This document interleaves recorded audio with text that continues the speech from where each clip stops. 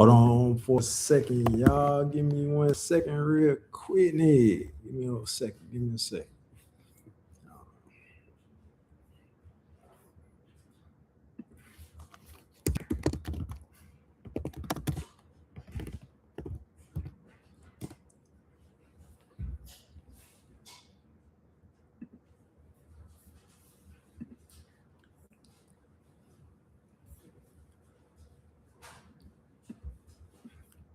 All right.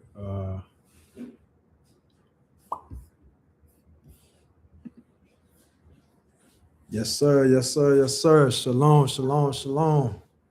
Most High in Christ blessed to the mighty 12, to the 144, to the 1/3. Shalom. Shalom. Shalom. Uh, Tonight we're gonna have a quick class.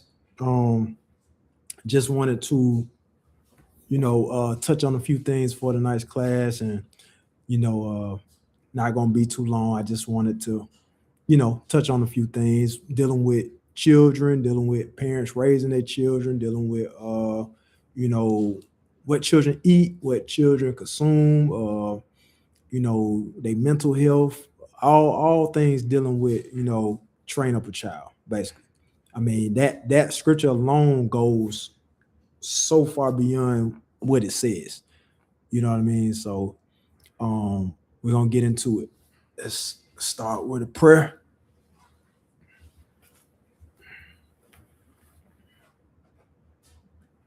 Heavenly Father, we just pray that tonight everyone stays safe.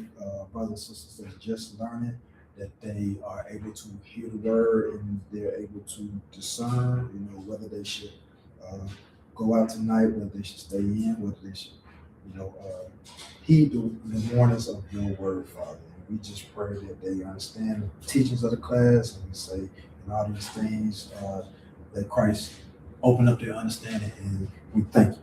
We just say thank you. And all these things we say in Jesus Christ's name. All right. So let's get into it. The theme for the class is God holds parents responsible for the minds, bodies, and discernment of their children, not the schools, not the governments, not screen time or the different systems, that they have set up for the children, that whether it be YMCA or whatever it is, it's not their responsibility to train the minds, bodies, and discernment of your children. Let's get into it. So the first things first, children, they're being shaped mentally and physically, whether parents participate or not. You feel what I'm saying? So let's go to Proverbs 22:6. Proverbs 22:6. Let's see what the king had to say about it. Proverbs 22:6. Train up a child in the way he should go, and when he is old, he will not depart from it. A lot of times you see a lot of parents, it's real disturbing when you look on social media. You see how they train up a child, and yeah, they are training up a child, but it's so destructive, man. Like parents that curse with their kids and allow their kids to curse with them like they their friend. How do you separate respect in the house? You know what I'm saying? And a lot of times you see it with, mothers that are single parents. You might see a video where the mother be, talking to the daughter, oh, be you this, and oh, you ain't right, and all this stuff. You know what I'm saying? Why would you allow your daughter to talk back to you like that? You know what I'm saying? So it's like, don't use those words just like it's a regular day. You know what I'm saying? Because the child is not going to understand, like, who do I use these words for? Who do I describe them to? I mean, is my mama a B? She calling me a B. It's okay to call my mama B, because believe you me, there are some children that use these words with their parents. A son might be on social media calling his dad, hey, man, you a crazy nigga. You know what I'm saying? Like, well, hold on now. Are we friends? Or are we father and son? You know what I'm saying? Where is the line drawn at? You know what I'm saying? So you don't, it's train up a child is not just saying that because you're there, you're training a child. Train up a child means be intentional in the way you train that child. You know what I'm saying? So that's what Proverbs 22:6 is saying. Let's look at Deuteronomy 6:6, right? Do you take time to talk wisdom to your children? Do you take time to, teach them about good things? You feel what I'm saying? Uh, the things that you teach them, let's just say, you teach them about hunting. You know, I feel like, I want to start a new tradition with my sons where I take them hunting. You know what I'm saying? But is that all that Most High wants us to teach them? No, it's like that's really an essential. It's an essential because you want your boys to be, aggressive. You want your boys to be able to provide for themselves, learn how to go get it for themselves. That's what hunting provides. That's what fishing provides. When you go out there and catch a fish, that's what it provides. It teaches your son like how to really get out there and live off the land. You feel what I'm saying? But is that all that we should be teaching our children? No, that's not all. That's not the goal. You feel what I'm saying? So let's see what Deuteronomy 6:6 says. And these words which I command thee this day shall be in thine heart, and thou shalt teach them diligently unto thy children, and shalt talk of them when thou sittest in thy house, and when thou walkest by the way, and when thou liest down, and when thou risest up. What is that saying? That's saying all day, every day. All day, every day, you should be talking to your children about the scriptures. When you thinking about the scriptures, you should be like, hey, I just thought about something. You know what I'm saying? All day, every day, you should be talking about the scriptures. Even when y'all go on a fishing trip, talk about the scriptures. Who like to go fishing? You might ask them a question. Who was the disciples that went fishing? Peter and his brother. You know what I'm saying? You might talk about hunting. Who in the scriptures used to like to go hunting. What how did they get this done and stuff like that. Like I said, it's many different things you can teach your child. You could teach your daughter how to be and live like a princess. How to walk a certain way, how to talk a certain way, how to sit a certain way. Mothers, you should be teaching your daughters how to sit properly, like a young lady when she sits down. Yes, this is important. You should be training up your daughters how to sit like a young lady. This is important. Brothers and sisters, you should be teaching your children manners at the table. Yes, this is important. No, it's not being a snob. It's not being bougie or nothing like that. Because look, here's the thing. What do y'all want? What do y'all really want? Do y'all want people to recognize y'all as kings and queens and princesses and princes? You know what I'm saying? What do y'all really want? Do you want to be known as niggas, or do you want to be known as royal? Last time I checked, the royal family had good table manners. They know how to sit. They know how to talk. They know how to address other people. You feel what I'm saying? If you walk and move and tell people that you royal, at the end of the day, you have to mimic that. You have to mimic that. We can't be walking around with ski masks on talking about, hey, what's up, king? What's happening, God? King and God. Bro, you still got your pants sagging. You talking about king and God? No. But that's how your 14, 15-year-old sons and daughters are acting.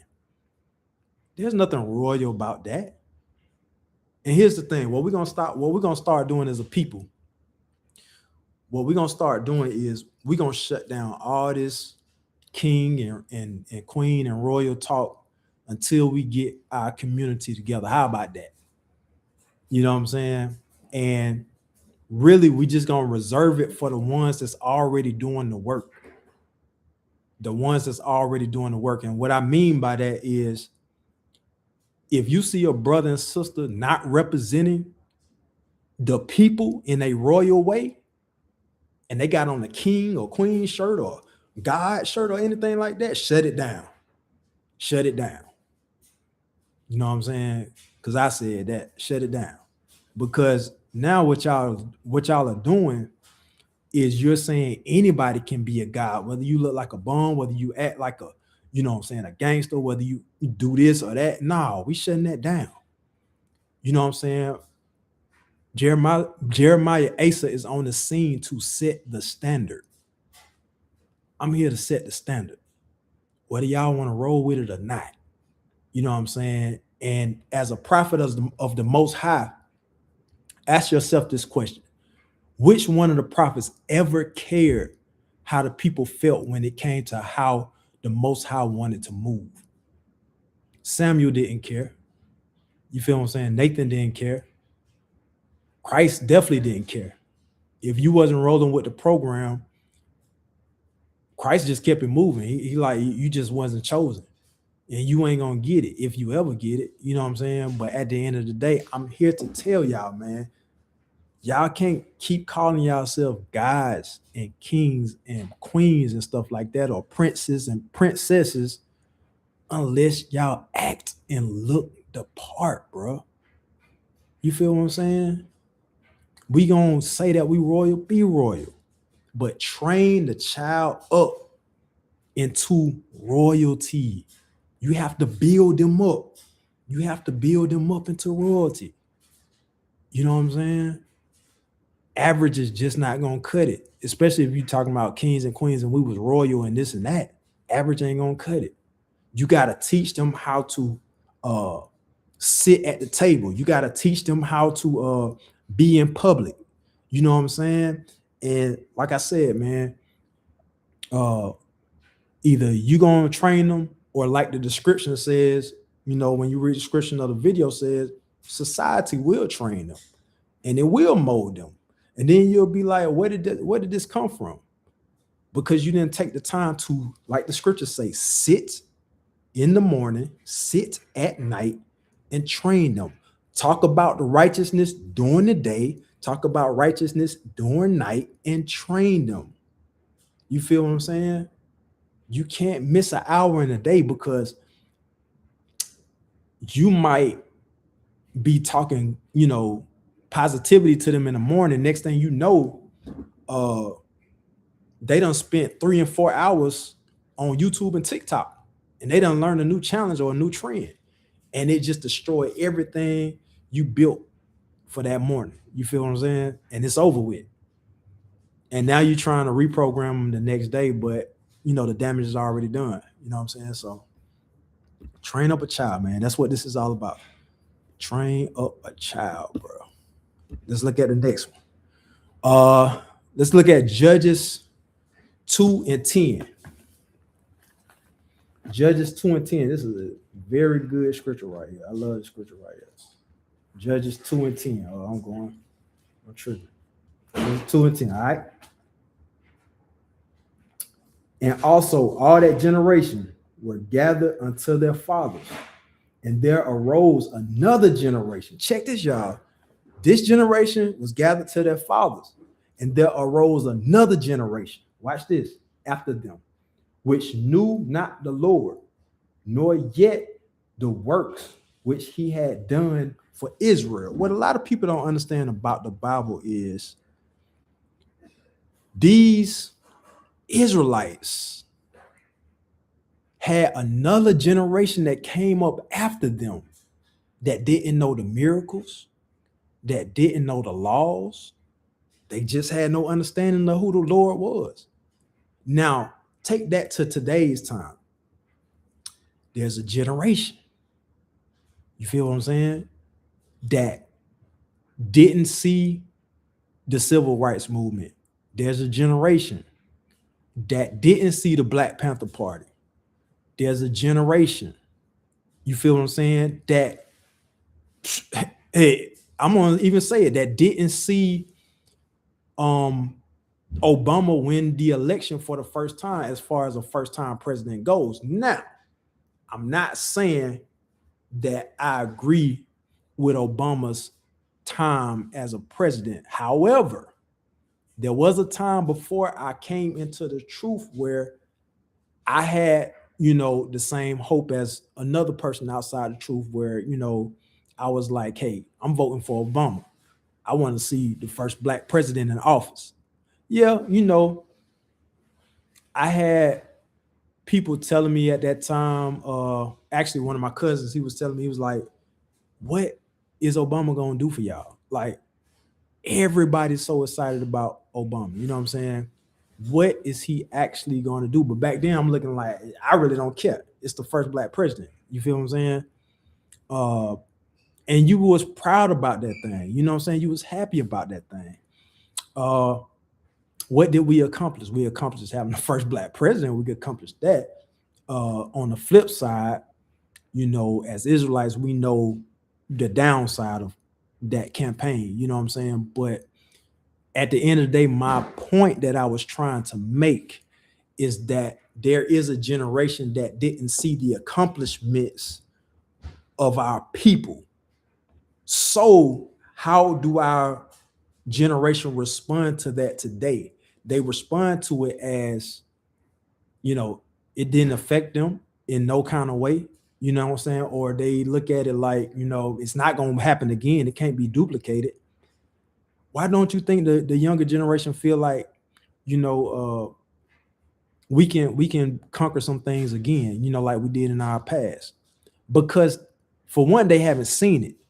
For two, the generation before them, us, the parents, we don't sit and talk to them enough about, hey, we've seen this happen where we won this battle. You know what I'm saying? I'm trying to think, maybe in my time where I've seen some things. Like I said, I've seen the first black president. I've seen. I'm just naming some things that we've accomplished. The marks. I'm not saying that everything was a success, but I'm just saying the marks that we made. Hey, we got together for the first time in a long time, and we marched. Remember when Trayvon Martin was killed? You know what I'm saying? Hey, like I said, it's a lot of truth about a lot of these things we didn't know at the time. When you look up the Trayvon Martin situation, you find out that there's some things that you didn't really know about it. And, unfortunately, the truth is the truth. But like I said, at that time, the good part about that was that we came together and marched in a way that you never seen our people get together in a long time. And the children don't know about that. They don't know. But I think in recent years, my teen sons, my oldest children, they have witnessed, like, again, like I say, we have different marks, but it's not righteous marks. They've seen Black Lives Matter, but you know how folks in the truth feel about Black Lives Matter, man. We don't believe in that thing at all, bro, because we understand it's a false movement. We understand the people that set it up.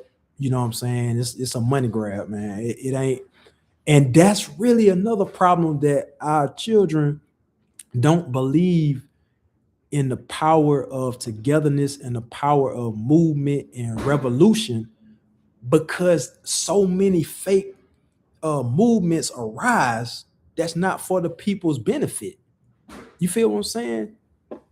This is for the people's benefit. You get what I'm saying? This is for the people's benefit. And hey, all I got to say is, man, you have to teach them diligently, like the scriptures say, day and night. You got to teach them diligently. Teach them about the laws. Teach them about how we overcame. Teach them about Nat Turner, bro. Nobody ever taught. Why in the world every February for Black History Month we never bring up Nat Turner? We'll talk about, Dr. King. We'll talk about Barack. We'll talk about Oprah and all that stuff, Tyler Perry and all that craziness, but we never talk about Nat Turner. Why? We never talk about Toussaint. I can't remember his first name, but Toussaint, y'all know the Haitian brother, the Haitian general that led the Haitians to revolt against the French. There's a little history for y'all, just in case some of y'all didn't know. That's why Haitians speak French, because they were colonized and they were enslaved by the French on the island of Hispaniola. But yeah, in Haiti, they were colonized by the French, the Haitians, black folks. You feel what I'm saying? They were colonized by the French. And you know, a lot of our kids don't know about Toussaint. Man, he pretty much what is it called? He freed, what's the word for it? But anyway, he freed his Haitian folks from French enslavement. You feel what I'm saying? They gained their independence. You got what I'm saying? From the French. It was a revolution. We got to talk about those things, man. These are our heroes, man. Why don't we talk about Marcus Garvey in February? Why don't we talk about Marcus Garvey? You know why? Because these are the names that put fear in them. In them. If you know who them is, that's what I'm talking about. You know what I'm saying? Esau. These are the names that put fear in them, man, because they don't want us to get that type of spirit. They don't want to see no another Nat Turner, man. What? Nat Turner? That put fear in their heart, man. They don't want to see another Toussaint. They don't want to see another Marcus Garvey. They don't. You know what I'm saying? And we got to talk about these brothers and these sisters that really went head to head. Do you know Harriet Tubman didn't just free the slaves and went through the Underground Railroad and stuff like that? She put some men to death, bro. She fought. Why don't we talk about her? Why don't we talk about her? You know what I'm saying? But other celebrities in the media, you know what I mean, they're held to a higher standard than Harriet Tubman. It's some things I didn't know about Harriet Tubman that, you know, it surprised me. I was like, I just thought she was the Underground Railroad lady. You know what I'm saying? But she went to war, bro. She went to war. I wouldn't be surprised if she was actually Jael in the spirit. You know what I'm saying? I wouldn't be surprised. You know, I mean, we ain't never heard nobody a couple hundred years before her act like that with that kind of bravery. And we ain't heard another sister a few years after her like that with that type of bravery. You know what I'm saying? She was African American from the tribe of Judah. You know what I mean? So these are just the things that I'm saying we need to talk to our children about. They need to know who the heroes are. So let's look at a couple examples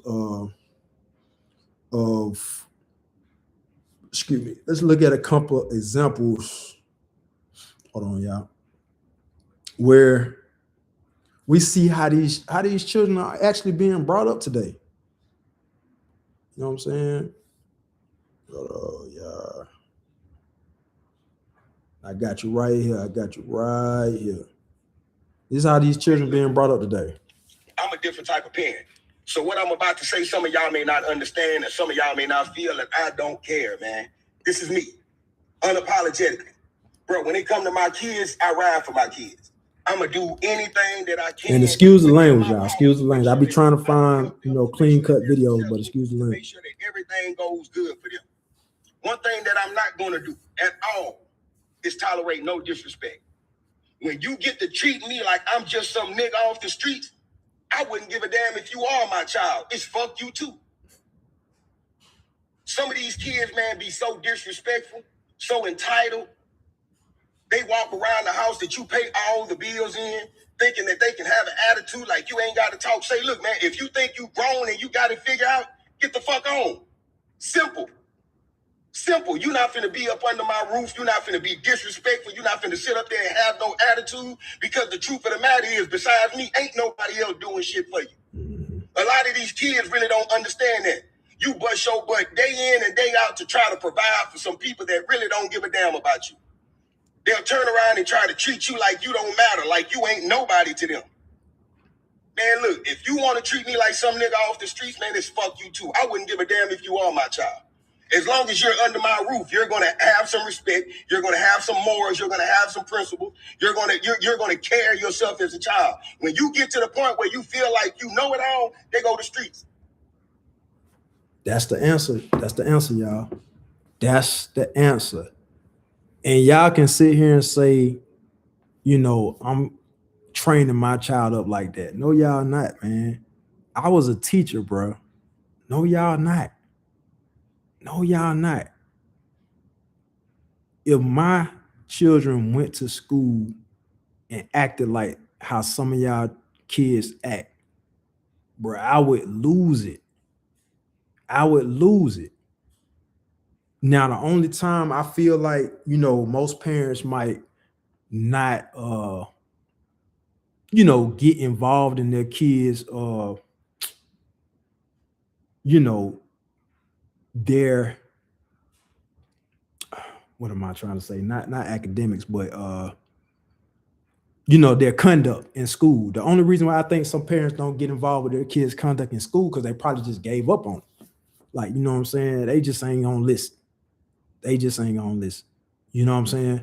But at the end of the day, man, they hit high school. Yeah, you're right. At that point, it's only so much you can do because they're not gonna listen. When you look at the statistics, a child, I think they said from, what is it? From when they're born to about 5 or 6, their brain is downloading all types of information. You get what I'm saying? It's downloading all types of information. That is the window that you pour in. That's the window that you pour in from about 0 to 6. Then the stats say from about, I think, 6 to 12. What does it say? It says they're cultivating who they're actually going to be for the next, I guess you might as well say 5 to 10 years. From 6 to 12, they're cultivating who they're going to be. By the time they turn 12, it's too late. It's too late. If you ain't trained them up right by then, you ain't had enough time to put your hands on them. You ain't had enough time to let them know, hey, this is what the Bible say. This is what God say. If you won't do that night and day, by the time they hit 12, it's too late. Statistics say, I think about the age 12 to 20 or something like that, they are who they gonna be. You know what I'm saying? The only thing that can change them at the time is if they put into their mind they want to do something different. You feel what I'm saying? But they're etched in stone to who they're gonna be. But this dad is absolutely right.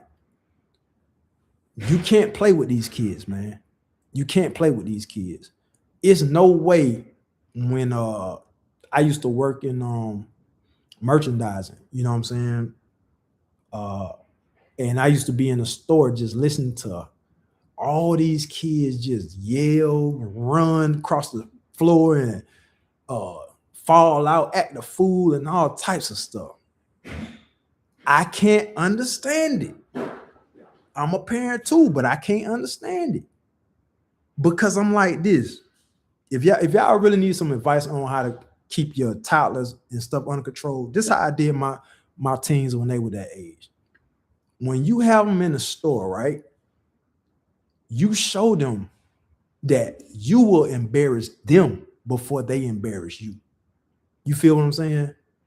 At the end of the day, you got to show them that, because it's no way I see dads with their daughters just climbing all over their back in the line. They looking like it ain't nothing they can do.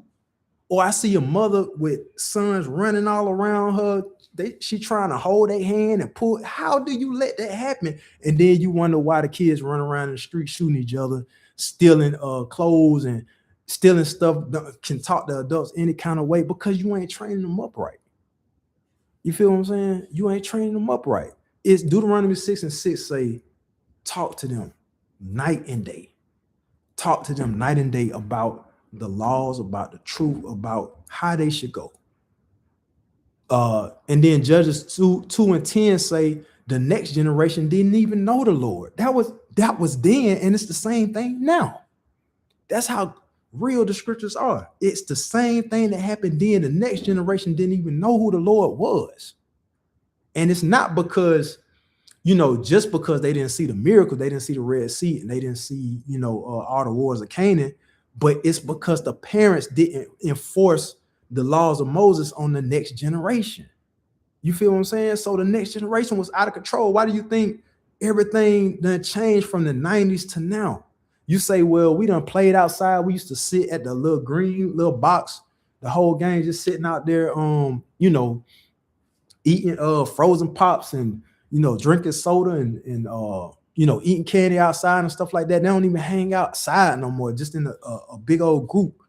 They all inside, playing Fortnite and all that crazy stuff. But it's a reason why they're not doing that, because they're not taught that. You feel what I'm saying? I remember one time I told my kids, I said, man, y'all go outside and play. They said, what we supposed to do? I said, y'all figure it out.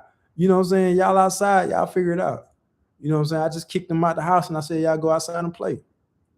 You know what I'm saying? Because it's no way kids should not get no type of sunlight, no type of air. That ain't life, man. That ain't life. Let me tell y'all, man, if you don't become a teacher, then the culture will. Rap celebrities will, you know what I'm saying? Movie stars will. They don't have a problem with entertaining and cultivating your children's mind. They don't have a problem with that. It's called television program for a reason, because they're programming them to be a certain way. TikTok is always programming them, man. How y'all think this whole 6, 7 or whatever it's called went out of control? Where y'all think they learned that from? If all the parents don't know what it is, that came from TikTok. You feel what I'm saying? You see it all the time when they, it's a basketball game and they say, it ain't at 6, 7, the little 6, 7 number or whatever, and the kids go crazy, and the parents don't have no idea what it is. Every time something comes up, I always ask my kid, hey, what that mean? Sometimes they know, sometimes they don't, but I know that 6, 7 thing, that's something new. But I guess it's like after they generation, they don't really fool with that. But I'm just saying, you ask them what it is that they got going on. You know what I'm saying? Some of the stuff I understand, some of it I don't, but you still got to know what it is that TikTok and all these different platforms is teaching them. Some of this stuff is demonic. A lot of this stuff is demonic. And that's why you have to know what's going on. At the end of the day, I'm gonna tell y'all what me and my wife do, just to give y'all some little word of advice. If you got children, right, and they got cell phones early, now, me personally, I never agreed to get them cell phones. This came from a previous relationship with my oldest two. So, in a sense, I don't really have control over that. You feel what I'm saying? That's for another topic, talk about the laws and rights of parents and stuff like that. But in the state of Georgia, if some of y'all know, state of Georgia, how the laws work. But anyway, they got cell phones early. You know what I'm saying? Probably like 4 years old, 4, 5 years old, something like that. And I didn't agree with that. And they've been having cell phones ever since then. What have they done with those cell phones? Lost them, replaced them.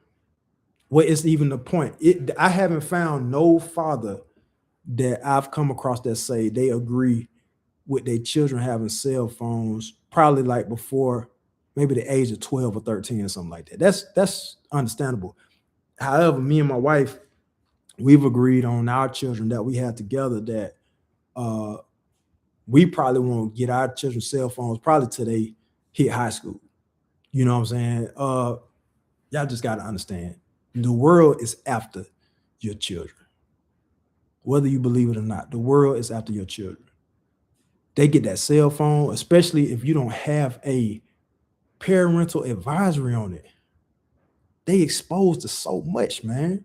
all we was exposed to was the encyclopedia.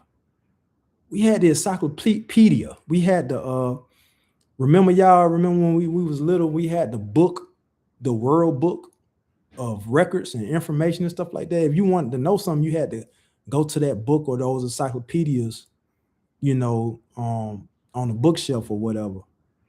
We didn't really, I think 90s, the internet wasn't even, not that I remember, the internet wasn't even a thing like that. It was known for business. It wasn't known for surfing yet. You know what I'm saying? Not until I got maybe in high school, the internet was known for really, you could look up information like that. But the children are exposed to so much, man. Why would you get them a cell phone that early? Not to, you know, hey, I'm not complaining on nobody or nothing like that, but I'm just saying that's just not the wisest decision. Not for a child, man. Not for a child. You know, some parents, they don't even let their children you know, go spend the night at other kids' houses at that age, you know, 5 and 6 years old, which is understandable because you don't want them to be influenced by another family's lifestyle, or, you know, you don't know the family 100% like that. So you don't allow them to go over there, which I understand. In the 90s, like I said, we grew up a little different. You know, I was at my friend's house. Mainly, I'm gonna say this, mainly because I was the only child. I have a brother. I didn't grow up with him. He was, you know, in Louisiana and Texas at this time. But I was always by myself. So my mom didn't mind me going to my homeboy's house, spending the night. You know what I'm saying? I did that from the age of 5 all the way up. You know what I'm saying? So it's like, you know, the 90s were different. You know what I'm saying? We did a little bit more. But yeah, man, y'all gotta train them up right, man. Got to train them up right. The way you train them up, you keep them in this night and day. You got to be disciplined to do it at all times. You got to be. Let's go into what goes into a child's body as well as their mind. 1 Corinthians chapter 6, verse 19. 1 Corinthians chapter 6, verse 19. All right, we're going to talk about what are y'all putting in these children's bodies? You know what I'm saying? What am I looking for? 1 Corinthians chapter 6. Know ye not that the hold on. I'm tripping. 1 Corinthians chapter 6, verse 19. What?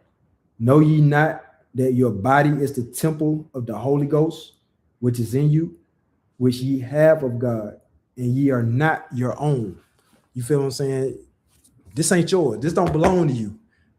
This don't belong to you, man. It don't belong to you. So likewise, your child's body belongs to the Most High. Your body belongs to the Most High. Your child's body belongs to the Most High. What do you need to put in it? You need to put right things in it. Right things. You feel what I'm saying?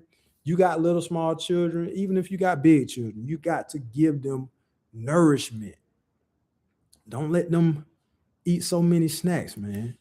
You know, Bible say a cheerful man has a good care of his diet, you know, and it's the same thing for your children. If you care about your children, care about their diet. You know, don't just let them eat anything. Don't just say just because you don't have enough money, you just gonna let them eat, you know, ramen noodles all day, or, you know, any kind of processed food or trash all day. Make it happen. You know what I'm saying? A home cooked meal can go a long way. You can spend a little money, you know what I'm saying? You got $20. Hey, spaghetti cooked the right way can go a long way. You know what I'm saying? Sandwiches fixed the right way can go a long way. Of course, you know, some of that sandwich meat and stuff gonna be processed, but it's way better than eating out. I'll tell you that. You know what I'm saying? At least you got control over the meat and the stuff that you actually buy. You know what I'm saying? But I'm just saying, make the attempt to kind of guide them away from so much junk, man. You know, food, like I had mentioned in one video, food is spiritual too. You know, food can heal or it can hurt you. You know what I'm saying? For example, we know that From wrong eating, you can get gout. From wrong eating, you can get diabetes. From wrong eating, you can get you know, any kind of disorder, heart disease, you can get high blood pressure, cancer, anything from wrong eating. You know what I'm saying? So you have to have a care of your children's diet. And don't say, you know, you don't have time or, you know, it's too much to try to figure out and stuff like. If you care about your children, it's not too much. You always got 5 to 10 minutes to fix them something that's nutritious. You know, a little fruit or um, just something that's better than chips and cake and ice cream and stuff like that. You know what I'm saying? But if you can, try to limit the sweets and stuff like that to the weekend. Try to limit the processed foods to the weekend. Treat it just the same way you would treat your own body. Say, hey, we're gonna try to cook this weekend. We're gonna try to start eating processed foods on the weekend. If you could just make it a weekend thing, start there. You know what I'm saying? And I understand, eating healthy it definitely costs a lot of money. When me and my wife first got married, we had always talked about how we wanted the kids to eat certain things, and certain products cost money. We tried to get goat milk one time, and I mean, that thing was so expensive. But the truth be told, goat milk is the milk to drink. You know what I'm saying? But it's so expensive, and it's a reason why. A lot of the times, the expensive stuff is going to be, that's going to be the stuff that you actually need to put in your body. But it does take some work to try to eat healthy. You know what I'm saying? But just get a little here, get a little there. You know what I'm saying? And make it work. Build up to it. You know what I'm saying? Build up to it. Let me see.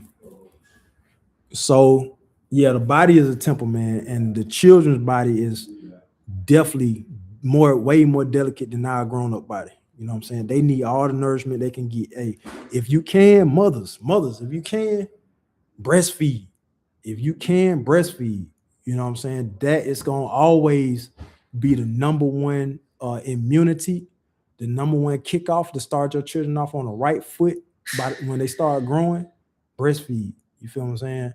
So that they can get all the nourishment, all the protection that their body needs from all types of diseases. You know what I'm saying? With my children, how I feed their mind is sometimes I challenge them with words, challenge them to use bigger words, challenge them to, structure their sentences. My daughter right now, man, blows my mind how young she is, and she can use certain words, pick up on emotions and stuff like that. My son right behind her, bro, and he's talking like he's 3 or 5. Like, he can talk good, bro. That's smarts. You know what I'm saying? That is smarts. You got to challenge them on numbers. If they can count to 10, make them count to 15. Once they get up to 15, make them count to 20. You know what I'm saying? I do that time and time again because it's just that teacher in me. I can't help it. If I see children that have potential in, doing more, or they capable of doing better and they don't know it, I gotta push them, especially my own. You know what I'm saying? I gotta push them. That's what you should be doing with your children. And they gotta also understand it's a time and place for everything. Like I said earlier, don't let your children just cry and run all over the place in the store, man. Don't let them do that. Show them you can crank it up too. You know what I'm saying? You will not go to jail for making the world a better place. You ain't gonna go to jail for making the world a better place. I ain't talking about beating them or leaving a mark on them. I ain't talking about doing all that. I'm talking about actually being the authority in their life that they need to humble themselves, calm down, and get themselves together. Ain't no way a little 4 or 5-year-old should be running both their parents in the store. It ain't no way. I can't see it, and I don't agree with it.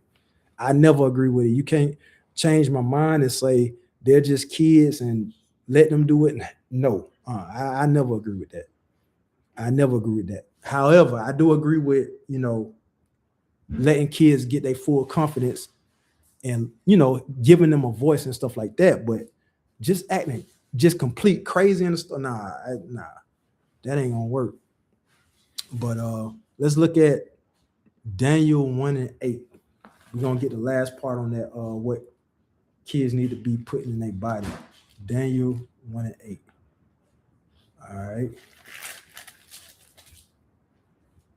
But Daniel purposed in his heart that he would not defile himself with the portion of the king's meat. You feel what I'm saying? Hey, Daniel was a real soldier, man.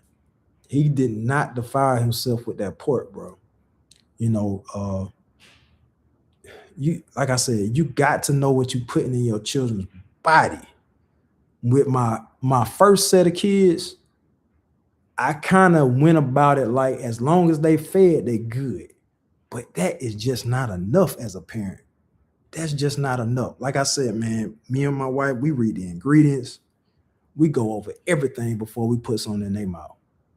We go over everything, man. And it really makes a difference. When I tell you, when I was a parent for the first time, I really didn't care because I felt like, not saying I didn't care about being a parent. I'm saying I didn't care as far as the procedures.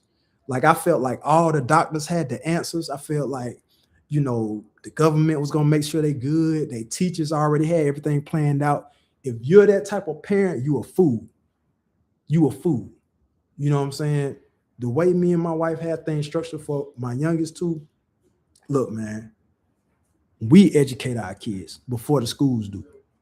The schools are only there to get them to understand how to be a citizen, you know, or have a 9 to 5. That's what a school is for. You educate your children with social studies, science, math, and English. You educate your children on those things. They'll never know how to have a financial portfolio in school. You educate them on that. They'll never understand financial literacy. You educate them on that. They'll never understand what the other countries, what the other cities in different countries are, what the cultures of other countries. They'll never know that. They might know bits and pieces. You know how they have those events throughout the year where, you know, they learn different cultures and stuff like that in Japan and Europe and stuff like that. But they'll never teach them the full understanding of what goes on in those places. You are responsible for that. You feel what I'm saying? So likewise, you're responsible for what you put in their bodies. You got to look on the back of, labels. Look at that. We don't mess with that red dye.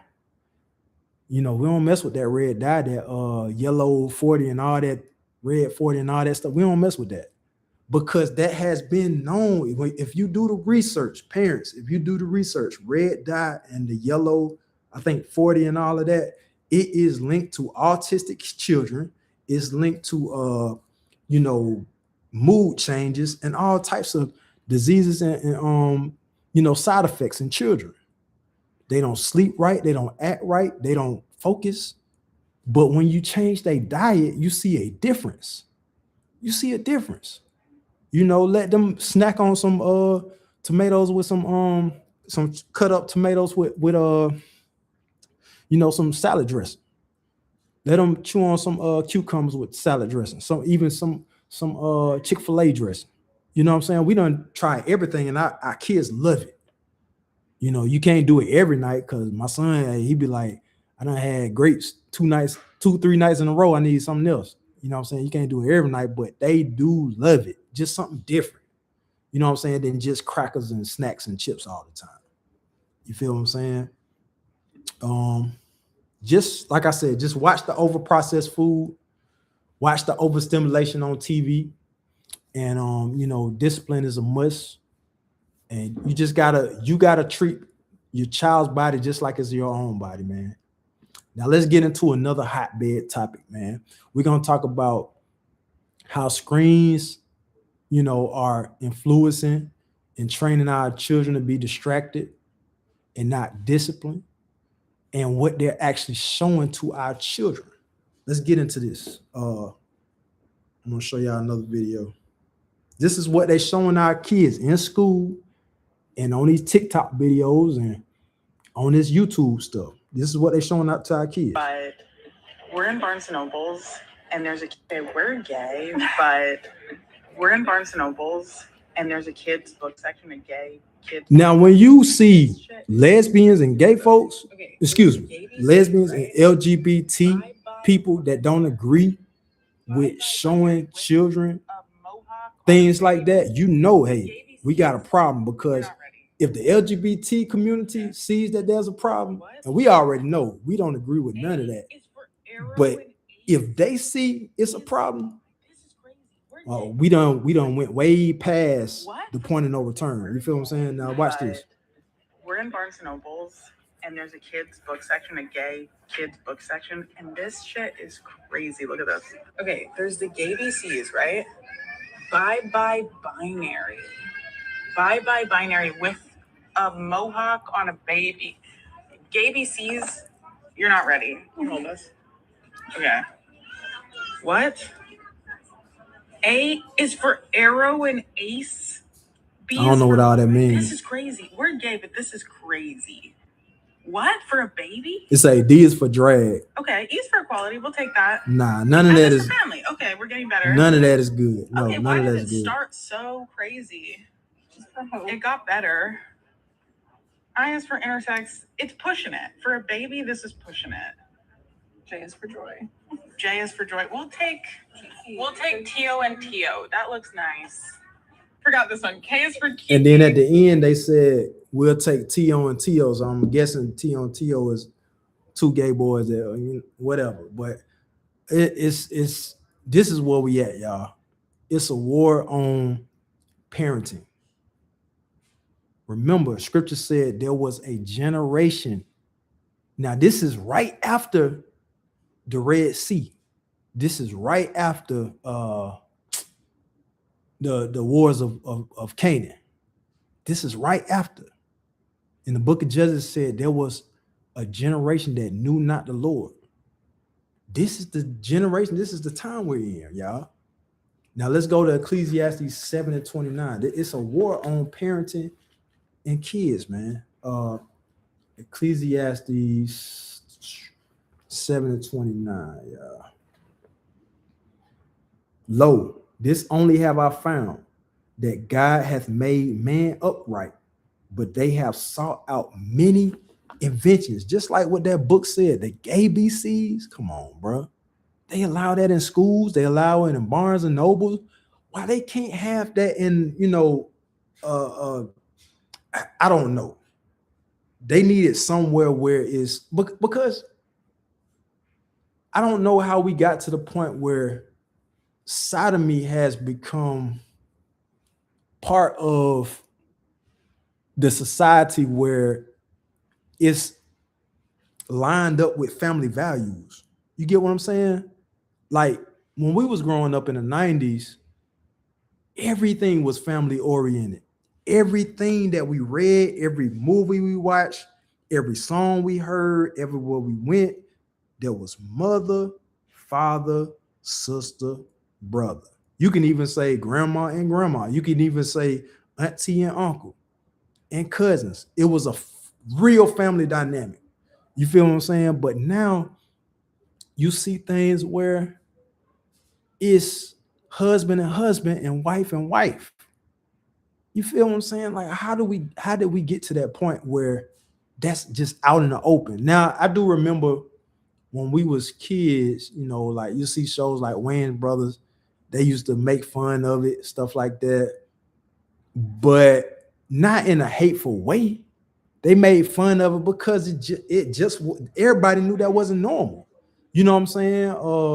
Everybody just knew it wasn't normal, but the gay BCs and stuff like it just that ain't gonna cut it. Proverbs 1:10, don't be easily influenced. Let me see. Proverbs 1:10. So we gonna look at Proverbs 1:10.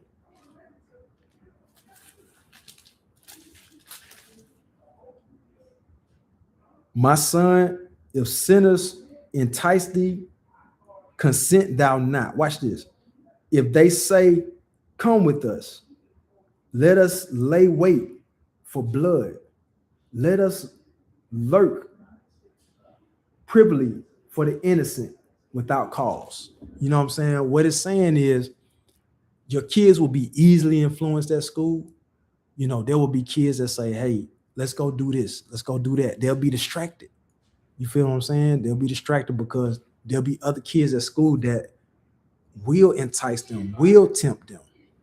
You feel what I'm saying? So you have to let your kids understand, hey, don't be easy influenced. Stay in the word. Stay in the word. You know what I'm saying? And it's hard for a lot of kids today, you know, in school. You look at let me see, you look at maybe, you know, Islam kids or even Israelite children that go to school. You know, you see the young sisters. Like I said, I was a teacher, so I see the young Muslim sisters. They have on dresses, they have on their hijab and stuff like that. They have their head covered. But the hard thing for them that I notice in school is, you know, either they have to deal with being picked on, or it might come down to a situation where they actually want to be like their friends because they don't know how to lead the pack. You feel what I'm saying? With the influence that they have, you know, with the knowledge that they have. But, you know, that's the only things that I see with kids in school that might be, you know, in the truth or in another faith than the other kids at school that are maybe Christian. They don't have as much confidence to stick out like that. So they are easily enticed and influenced by the other kids to, you know, do certain things that they shouldn't be doing. But like I said, that's why the scripture say you got to sit with them night and day, teach them. You know what I'm saying? Hey, show your friends, you know, sometimes it's okay to go down this path, sometimes not okay to go down that path. You know what I'm saying? And they have to learn how to lead the way with their friends. You know, that's another interesting topic. I would actually like to hear from some teenagers that are, you know, maybe Nation of Islam or maybe Israelites or any other faith, 7-day event, or, you know, whatever, you know, how they deal with having friends that are pretty much westernized and how they maneuver through high school and stuff like that. Because I know for them, it's got to be difficult. You know what I mean? You know, a lot of us didn't have to go through that, you know, knowing what we know in school, because I was one of those that, you know, I had a homeboy that he was 7-day Adventist. I ain't really understand it, but I didn't really see no difference, you know, from him and everybody else that was Baptist. You know what I'm saying? But at the end of the day, I just know that for kids that have a different religion outside of Christianity, it's very difficult for them to interact with other students, you know what I'm saying, stay on a righteous path and really involve themselves with school activities without breaking their own laws and stuff like that. You feel what I'm saying?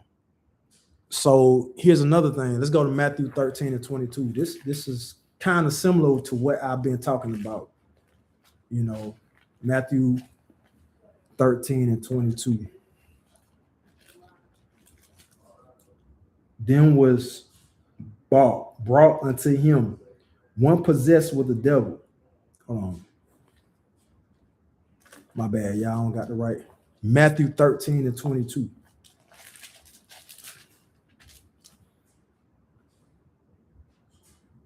He also, I can't see that. My bad, y'all. I got to get me another Bible, man. I'm telling y'all, it's so hard to see these scriptures. Matthew 13 and 22.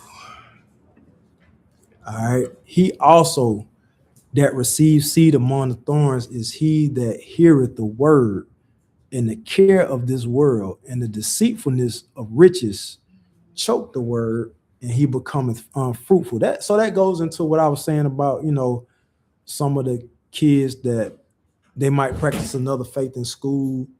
You know, they might be enticed or tempted by other children to do certain things that they know they're not supposed to do. But it would be interesting to hear from one of those children that are in these middle schools and high schools, just to see how they handle, you know, going day to day with that type of stuff. so that other kids can see, you know, it's not that hard to actually do and be in these faiths, especially this faith, you know what I'm saying, as far as like dealing with friends and stuff like that. And I think that's another part, you know, for brothers and sisters, y'all gotta find some kind of way to implement this as a class for the youth in the Israelite community, you know, how to deal with the differences in middle school and high school. That would be a dope class for, you know, young sisters and brothers to learn, you know what I'm saying? So let me see. So that is very good to, you know, go over with your children about, you know, before they start even elementary school, you know what I'm saying? Just building up their courage to really be able to deal with that, because they're gonna go through those pressures. You know what I'm saying? So let's go into another thing. Children were designed for sunlight, movement, and, you know, just reality in a whole. You know, they was designed for sunlight and movement. So let's go to Sirach 30 and 15. Talk about good health. You know what I'm saying? Sirach 30 and 15. Health and good estate of body are above all gold, and a strong body above infinite wealth.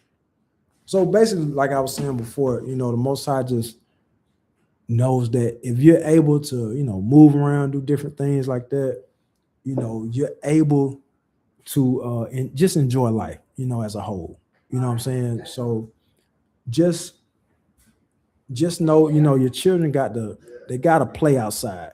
You know, they gotta be outside. They can't be inside all the time. They gotta play outside. You know what I'm saying? If you got little ones and they can't be outside by themselves, go outside with them.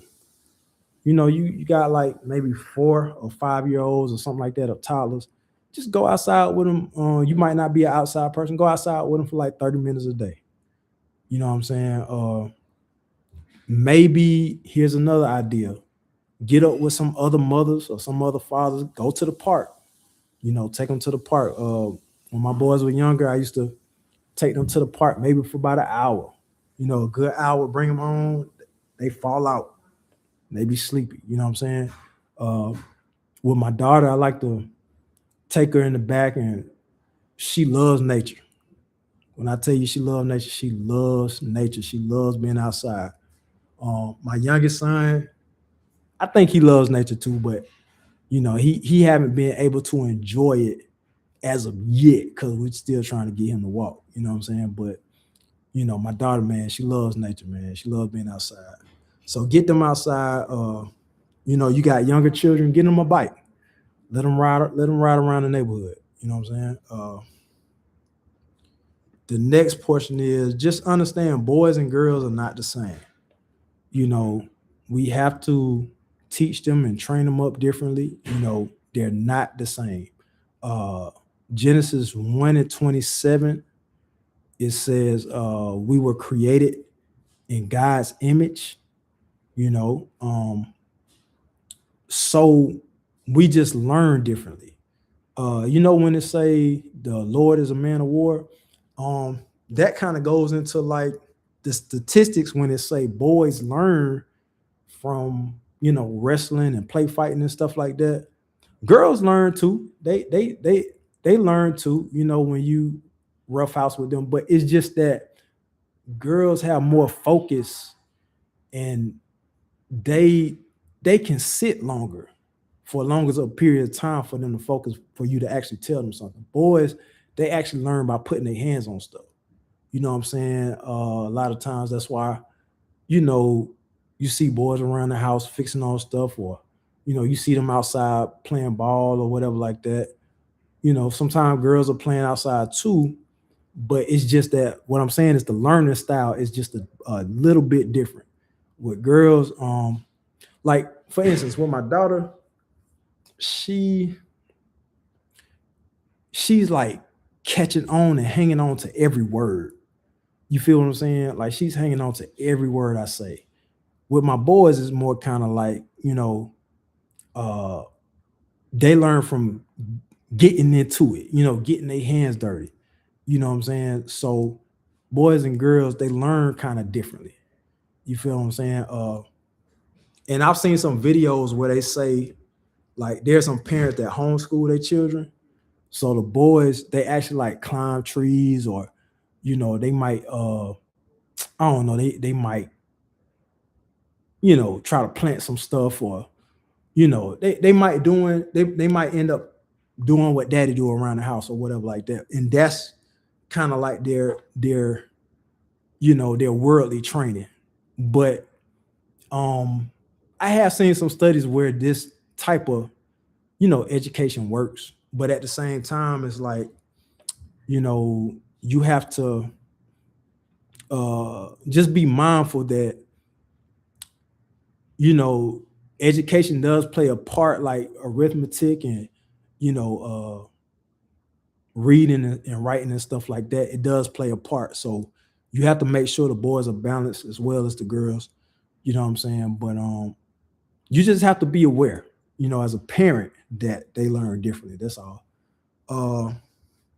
So the last part is that the fall of a people, let's just say our people, it begins with neglecting your children.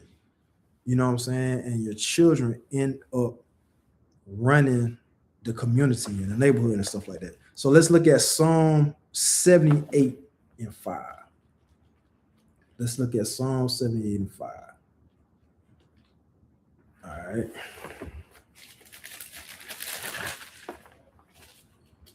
For he established a testimony in Jacob and appointed a law in Israel, which he commanded our fathers, that they should make them known to their children.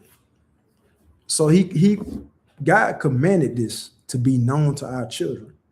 That, hey, it's highlighted in my Bible for a reason, because God really wanted this to be known. Like, he didn't want us to skip another generation, and we have to go through the same thing all over again, because that's what we've been going through from Genesis all the way up to now. Is we've been going through the same loop, the same process of running to the Most High, leaving the Most High, running to the Most High, leaving the Most High. Now we have to be in a intentional situation where we're showing our children what the truth really is. You know what I'm saying? Because if not, we're going to fall away again. We're going to fall away again. Let's look at Proverbs 29 and 18. Proverbs 29 and 18.